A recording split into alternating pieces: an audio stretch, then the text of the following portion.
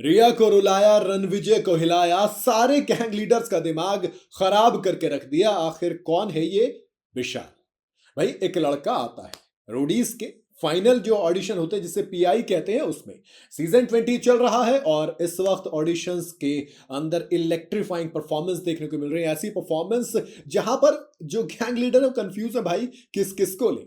लेकिन इन सब से इतर कुछ कंटेस्टेंट ऐसे भी आते हैं जिनकी कहानी इतनी खतरनाक होती है कि जिसके बाद तमाम गैंग लीडर से लेकर जो ऑडियंस होती है हम जैसी, वो भी कहती है कि यार वाकई में दोस्त, इतनी खतरनाक कहानियां इस देश में लोगों के पास हैं कि आप अगर सुन ले तो हिल जाएं। जो कहते हैं ना कि यार मैं बड़ा डिमोटिवेट फील कर रहा हूं, मैं बड़ा ही डिप्रेशन में हूं, मैं क्या करूं, मेरी जिंदगी में कुछ बचा नहीं, तब ऐसे लोग निकल के आते हैं और वो बताते हैं कि देखो तुम्हारी जिंदगी लाख गुना बेहतर है, जरा दूसरों की जिंदगी एक बार देखो तो सही। वो बड़ा पुराना गाना था कि मेरा गम कितना कम है, दुनिया का गम जो देखा तो मैं अपना गम भूल गया।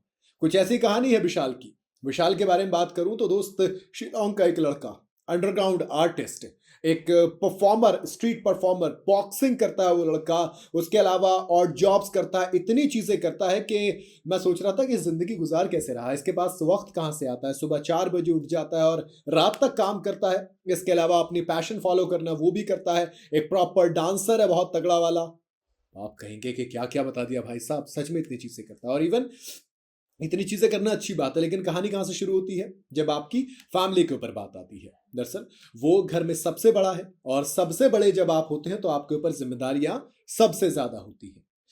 अब देखो, जाकिर खान साहब की एक बड़ी प्यारी लाइन है कि माँ बाप आपके सपनों के खिलाफ नहीं होते, बस वो आपको गरीब नहीं देखना चाहते।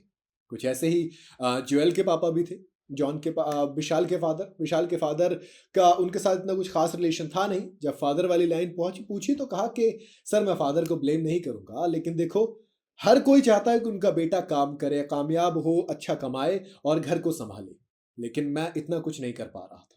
मैंने कई सारे डांस रियलिटी शोज करे, मेरी 2 बहनें, उनको भी मैंने डांस सिखाया, वो भी डांसर है, लेकिन वहां पर मैं जाके टाइप कास्ट कर दिया गया। माने एक चीज जो चीज मैं नई निकाल के लाया था, वेम्पायर वाली, लोगों ने कहा कि वही चीज करो। मैंने कहा कि मैं और भी कुछ कर सकता हूं, तो कहा कि नहीं चाहिए।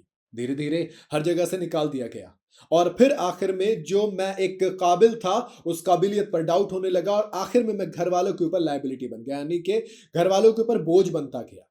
धीरे धीरे जब चीजें ज्यादा खराब हुई तो मैं कन्फाइंड स्पेस में आ गया, अकेला पड़ गया और एक चीज नजर आती थी कि क्या इस जिंदगी को खत्म कर दिया जाए, क्या इस जिंदगी से अब मुंह मोड़ लिया जाए।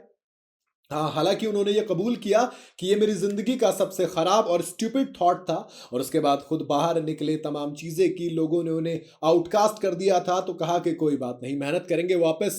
मेहनत की, और आउटकास्ट लोगों के लिए सिंपल कहा गया कि भैया रोडीज होता है, तो कहा मुंह उठा के आ गया यहीं पे और अब यहीं से करूंगा जो भी करूंगा। ये कहानी सुनकर सुसाइडल थॉट, आउटकास्ट और फिर रोडीज, रिया चक्रवर्ती से कहानी बड़ी मैच होती है। रिया चक्रवर्ती को जब वो सुशांत वाला केस हुआ था उसके बाद आउटकास्ट कर दिया गया, फिर उसके बाद रिया चक्रवर्ती रोडीज में आती हैं, फिर तमाम चीजें होती हैं, निखिल कामत वाली चीजें होती हैं, इंटरव्यूज होते हैं और रिया के चक्रवर्ती का करियर एक बार फिर से लाइन पे आता है। और इसीलिए रिया ने विशाल को अपनी टीम में भी लिया और कहा कि कोई बात नहीं, मेरा एक इमोशनल कनेक्ट तुम्हारे साथ है, मिलकर मेहनत करेंगे, काम करेंगे। और ये रोडीज का सीजन, क्योंकि देखो फिजिकल स्ट्रेंथ, मेंटल स्ट्रेंथ, हर चीज में विशाल टफ है, तो काबिलियत तो रखता है। बाकी आपको क्या लगता है, आप अपनी राय कमेंट में जरूर बताइएगा।